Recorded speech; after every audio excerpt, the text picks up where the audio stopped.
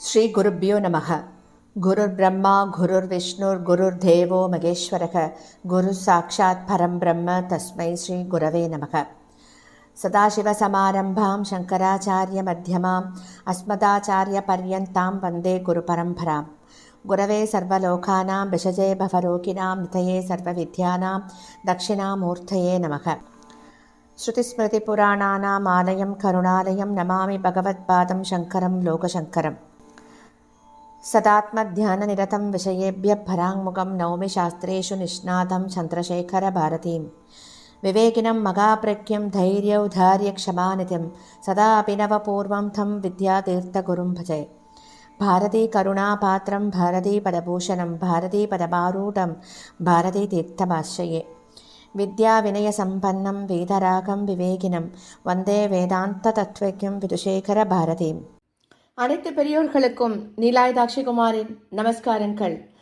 பிரதி ஒரு வாரம் நம்ம சிங்கேரியில் சங்கரரை பற்றி கேட்டுருக்கோம். குருநாதர்களோட பேரருள்ள இந்த காவியத்தின் நூலாசிரியர் திரு கே நாராயணசுவாமி அவர்கள். இவர் எழுதிய புத்தகத்தின் ஒவ்வொரு வரிகளையும் நம்ம அனுபவிச்சு கேட்டுருக்கோம். பிரதி ஒரு வாரத்திலையும் போன வாரத்தின் தொடர்ச்சியை தான் தொடர்ந்து கேட்கப் போகின்றோம். 128வது வாரமாக ஸ்ரீ வித்யாரண்ய மகா சுவாமிகளின் விதேக முக்தியை தொடர்ந்து 2ஆம் அரிகர மன்னன் தன்னுடைய அமாத்தியரை அழைக்கிறான். அவரிடம் பேச ஆரம்பிக்கிறான்.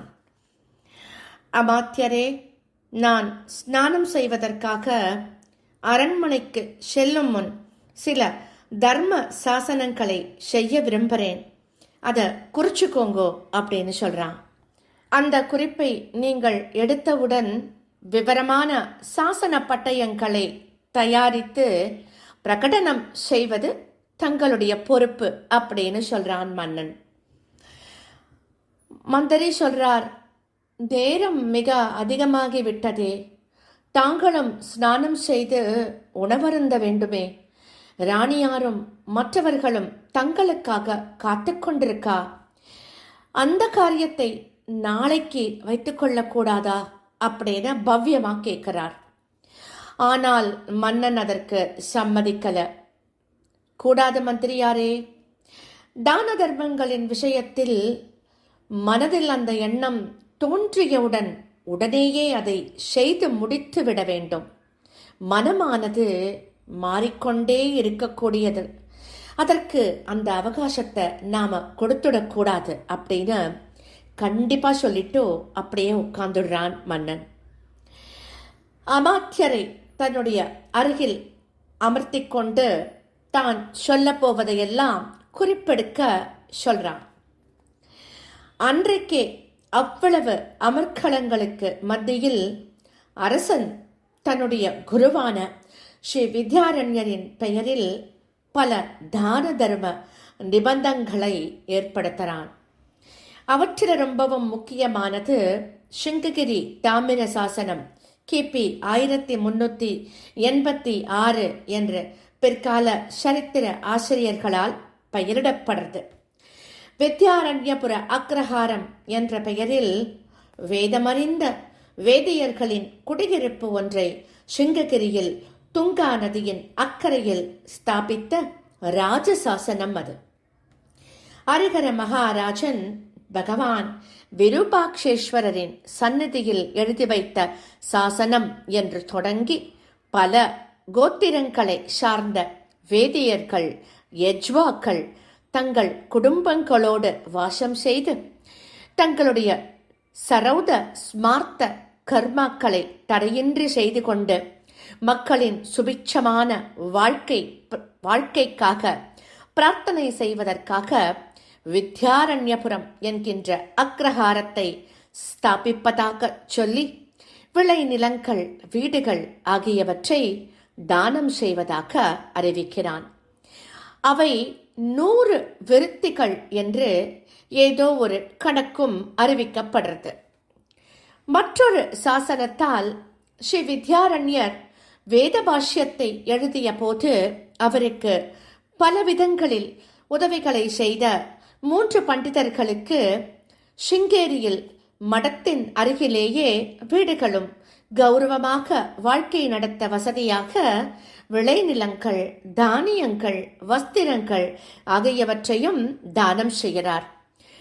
அந்த சாசனத்தில் ஸ்ரீ வித்யாரண்ய சுவாமிகள் விருப்பப்பட்டபடியே அந்த பண்டிதர்களின் வம்சத்தினரும் அப்படியே அனைத்து வசதிகளையும் கௌரவங்களையும் பெற வேண்டும் அப்படின்னும் எழுதப்படுறது.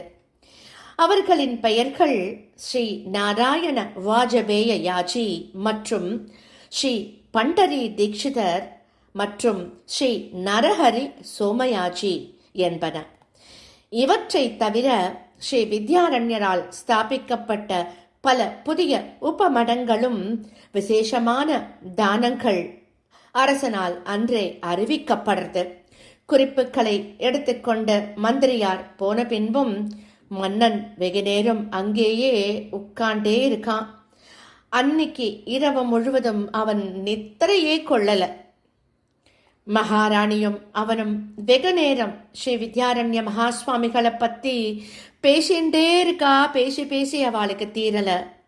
ஹரிஹர மன்னன் ராணியிடம் சொல்றான், சுவாமிகளிடம் அந்தரங்கமாக பேச தனக்கு கிடைத்த வாய்ப்புகளை பத்தி சொல்லி சொல்லி ஆறுதல் அடைஞ்சுக்கிறான். அவனுக்கு ஆன்மீக ராஜ்யம் என்று ஒன்று இருக்கிறது. அதையும் ஆள்பவனாக ஆக அவன் முயற்சி செய்ய வேண்டும் என்று அடிக்கடி சொல்லியவரல்லவா அவர். சமயம் கிடைத்த போதெல்லாம் தனக்கு வேதாந்த சாஸ்திர உபதேசம் செய்தவரல்லவா அவர். ராணி, அவர் அறிந்திருந்தது பெரிய சமுத்திரத்தின் அளவு. அதன் கரையில் என்னை நிறுத்தி, இதில் இறங்கி நீ நீந்துவாயாக, நீந்தி அக்கரையை அடைய முயலுவாயாக அப்படின்னு சொல்லிண்டே இருந்தார். அவர் உபதேசித்தது அனைத்தையும் கிரகித்து அனுபவிக்க எந்த ஒரு பிறவி போதவே போதாது. அந்த வித்யையில் எனக்கு ஈடுபாட்டை ஏற்படுத்திய தயாமூர்த்தி அவர்.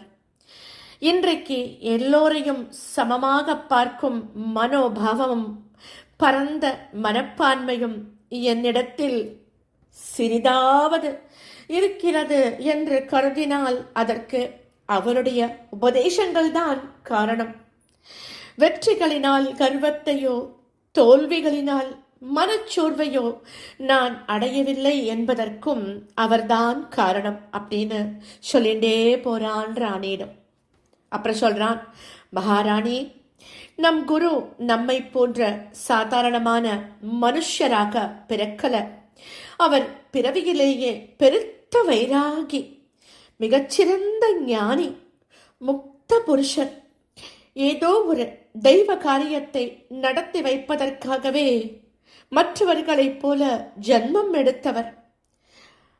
பல காரியங்களை செய்தவர். அவரால் நம் சனாதன தர்மம் காப்பாற்றப்பட்டது. அதற்கு ஒரு ஸ்தூல சரீரம் தேவைப்பட்டது. அவருடைய காரியங்கள் நிறைவேறியவுடன் அந்த சரீரத்தை திரஸ்காரம் செஞ்சுட்டு மீண்டும் பிரம்மத்துல ஐக்கியமாகிட்டார். அவருக்கு இந்த உலகத்தில் தேவையாக இருந்தது எதுவுமே இல்லை.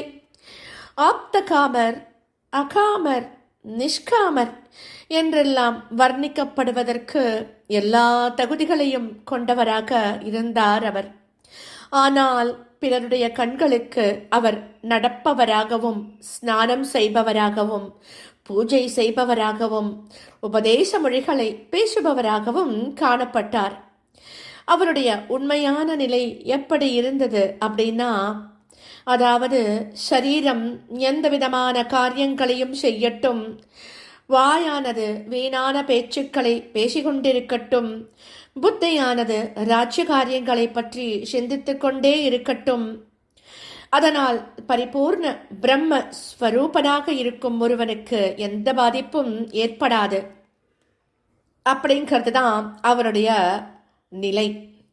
இப்படி அரசன் சொல்லி முடித்ததும் மகாராணி கேட்கிறா, மகாராஜா, சிங்ககிரிக்கு செய்தி அனுப்ப வேண்டாமா அப்படின்னு கேட்கிறா. சொல்றான் ஹரிகரராஜன், இன்றே அனுப்பியாகிவிட்டது. எல்லா விவரங்களையும் கடிதமாக எழுதி அனுப்பியுள்ளோம். அடுத்து பீடாதிபத்தியம் வகிக்க வேண்டிய பிரதம சிஷ்யர் இங்கே எல்லா சாஸ்திரோக்தமான சடங்குகளையும் முடித்துக்கொண்டு அங்கே வருவார் என்று எழுதி அனுப்பப்பட்டிருக்கிறது அப்படின்னு சொல்றான் ராஜன். மேலும் அவன் சொல்றான், மகாராணி, நானும் அவருடன் சிங்ககிரிக்கு போக வேண்டி இருக்கிறது. அவர் அடுத்த பீடாதிபதியாக அபிஷேகம் செய்யப்படும் போது நானும் சாட்சியாக அங்கு பிரசன்னமாக இருப்பதாக குருநாதருக்கு வாக்கு கொடுத்திருக்கிறேன். அந்த வாக்கை நான் காப்பாற்ற வேண்டும். இந்த சமாதியிலிருந்து மிருத்திகையை எடுத்துச் சென்று அதை கொண்டு அங்கேயும் ஒரு அதிஷ்டான கோவிலை கட்டுவதாக உத்தேசம் பண்ணியிருக்கேன் அப்படின்னு சொல்றான் ராஜன்.